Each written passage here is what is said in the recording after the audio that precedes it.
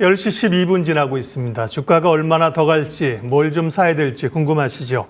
오늘 시황해설은 메리츠증권 광화문 금융센터 신영목 이사님과 함께하겠습니다. 어서 오십시오. 안녕하세요. 주식시장이 이렇게 사실 좀 지금처럼 이렇게 편안한 날들이 많지 않죠. 그죠? 네. 항상 고민하고 이슈몰이를 할 때가 많은데 지금은 상대적으로 좀 편안한 흐름인데요. 예, 주제부터 확인하도록 하겠습니다. 오늘의 전략 주제입니다. 주가는 좋지만 경기 침체에 대한 우려들이 일각에서 있고요. 예, 그걸 뚫고 어게인 2020이라는 거는 이제 그런 강세장이 다시 나올 수 있겠느냐, 뭐 이런 얘기겠죠. 시장 전망과 전략 세우도록 하겠습니다. 예, 6월의 주가 흐름들은 좋은데요. 한편에서 그러니까요, 그죠? 경기 침체 다가올 수 있다 이런 경고가 있고, 미국은 이제 연착륙에 대한 가능성이 높고, 경기 관련해서는 어떻게 보세요? 이제 6월 지나면 이제 전반기가 끝나고 이제 하반기 이제 뭐 전략 이제 할 때 한번 기회가 되면 말씀드릴 수 있는 기회가 있을 것 같은데, 일단은 저는 여전히 그 시장 자체는 박스권으로 봅니다. 왜냐면 지금 기대감이 불안에 대한 어떤 그런 안개가 걷히는 구간이고요. 그러니까 이제 금리 이제 동결 얘기 이제 6월에 뭐 될 수도 있다. 근데 사실은 금리 동결 이번에 얘기가 FOMC에서 금리 동결이 안 돼도 금리를 어느 정도 인상을 한다고 해도 시장이 빠지겠느냐, 그럴 것 같지는 않거든요. 왜냐면 이제 이미 연준에서는 이제 이 정도 선에서는 이제 멈추겠다는 시장에 사인을 준 상태이기 때문에 한두 번 정도의 금리 인상을 약간 한다고 해서 시장이 큰 충격이 올 것 같지는 않습니다. 그리고 이제 최근에 뭐 미국의 은행 문제라든지 이런 것도 다 지나가는 상태이고요.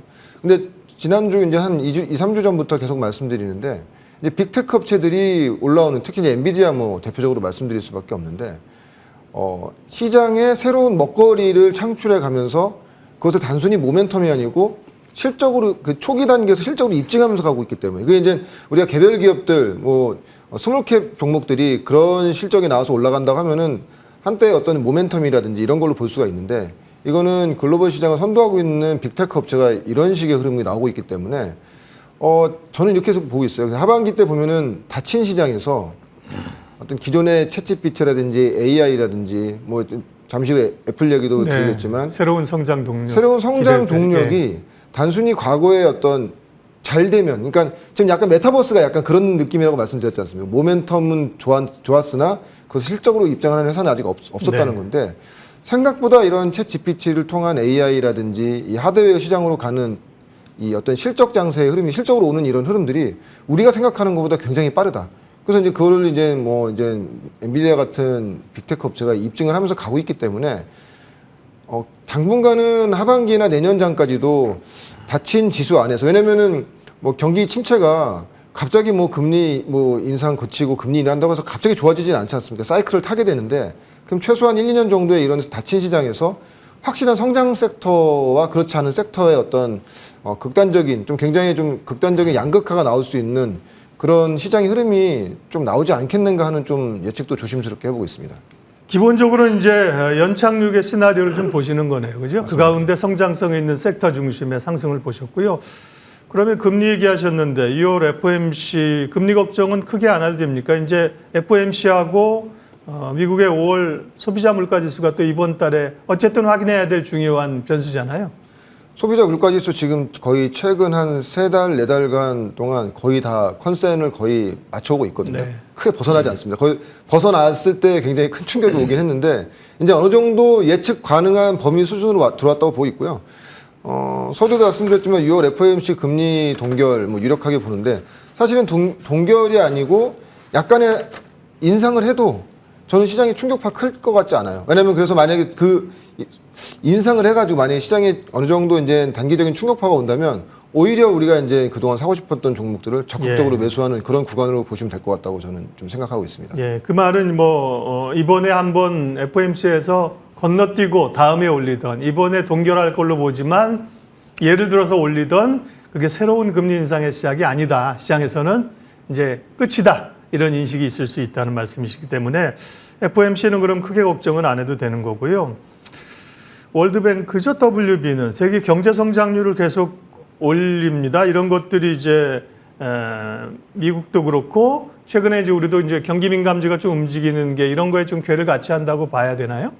최근이 아니고 월요일이었죠. 지난 우리 월요일 날. 그러니까 그러니까 워낙 기대치가 낮아져 있고 경기 침체에 대한 어떤 공포감이 좀 크다 보니까 사실 기대치를 예상치보다 더 낮춰졌던 게 가장 큰 원인이라고 보고 있거든요. 근데 네. 워낙 낮아져 있던 것을 어느 정도 일정 수준만 또 올려주니까 이제 하단을 잡아주는 이런 흐름들이 나오는 거고, 그래서 시장은 되는 시장이라고 보고 있어요. 왜냐면은 이 시장의 유동성도 많이 죽어 있고 이 장이 안 되는 장이었다고 하면은 이런 이슈로 인해서 이 시크릿걸까지 세게 올라가는 반등이 세게 나오지는 않거든요. 뭐 대표적으로 경기 민감주로 하면 조선주도 최근에 흐름 뭐 굉장히 좋고요. 예. 화학주들도 뭐 굉장히 좋은 흐름 나오고 있기 때문에, 그렇기 때문에 물론 근데 사실은 이 섹터 자체가 어떤 그 사이클상으로 기조적으로 성장으로 가기에는, 주가가 이제 우상향으로 가기에는 저는 확인할 사항이 많다고 보고 있고, 이제 왔다 갔다 하겠죠. 그래서 그 2, 3주 전에도 반도체냐 2차 전지냐 지금 그것이 중요한 게 아니고 양쪽 다 되는 그런 시장 흐름으로 가고 있다. 왜냐하면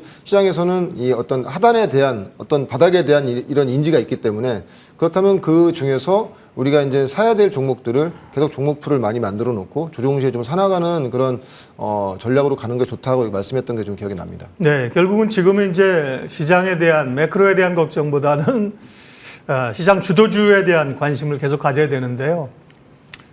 반도체나 뭐 자동차나 여전히 좋고요. IT 섹터 좀 얘기를 할 텐데요. IT 쪽도 관심이 높죠. 기본적으로 이제 전장, 또 애플 모멘텀. 지난번에 BH를 말씀하셨는데요. BH도 최근에 제가 보면 아주 주가가 굉장히 견조하게 잘 가고 있습니다. 또 AI 이런 쪽에서 IT 전략 좀 알려요. 폴더블도 있었고요.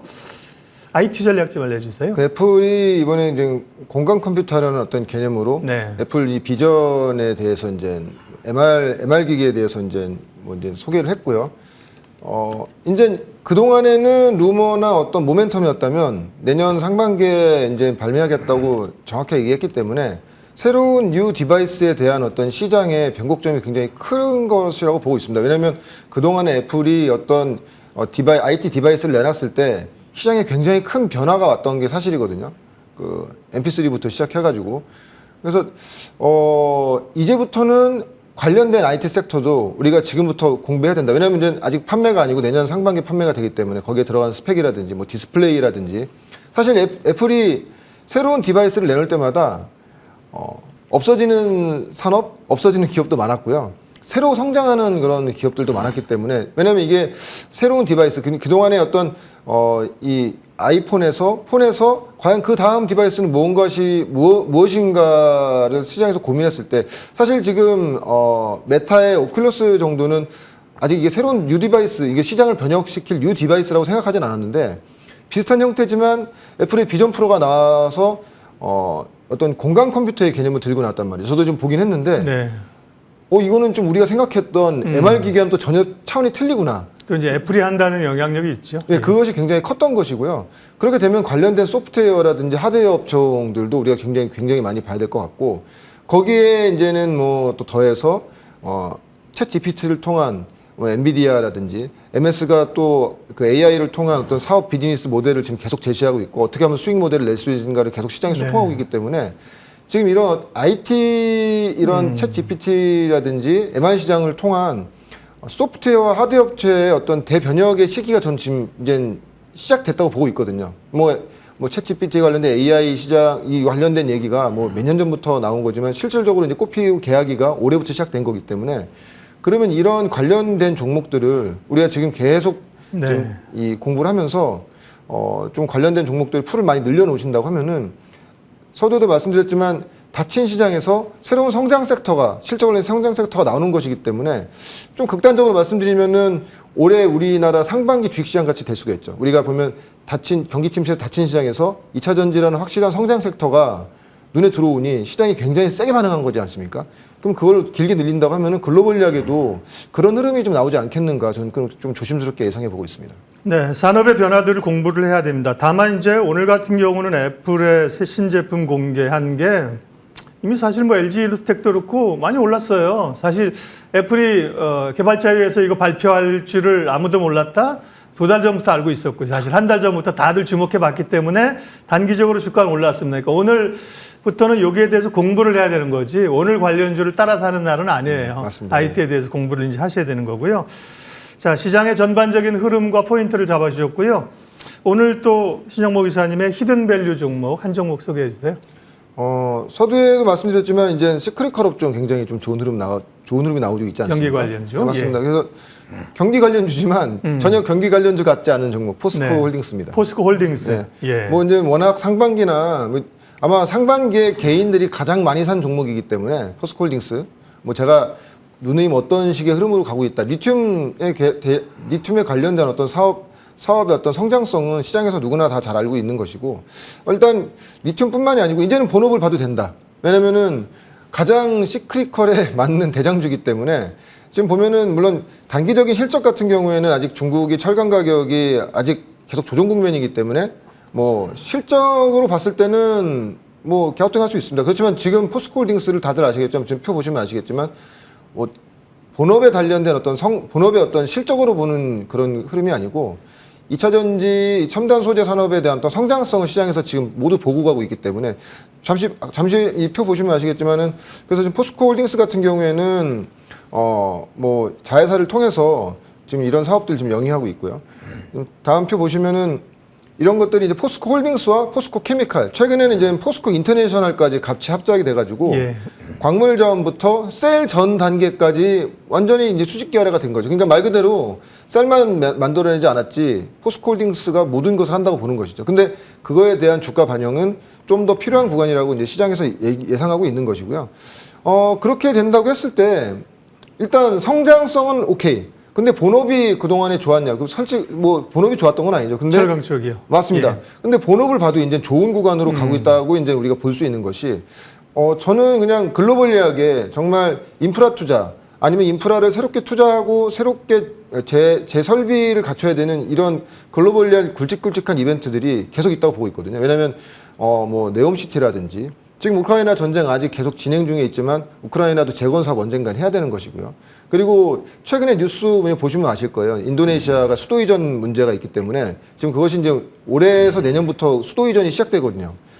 그렇게 된다 하면 글로벌리하게 큰 인프라 투자의 어떤 건들이 굵직굵직한 건들이 계속 있기 때문에 본업 자체도 향후에는 굉장히 좋을 것이라고 보고 있고 특히 저는 좀 더 나중에 아마 얘기를 많이 들으실 거예요. 그 탄소 포집에 대한 어떤 성장성도 포스코홀딩스가 지금 국내 기업 중에서는 좀 압도적으로 앞서가고 있는 것이 아닌가 저는 예상하고 있는데 특히 이제 수소환원 제철소를 이제 내년 이제 준공을 하는데 이게 뭐냐면은 탄소국경세라는 것이 있습니다. 한 25년 이후 30년부터 이제 탄소국경세가 아마 적용이 될 건데 예.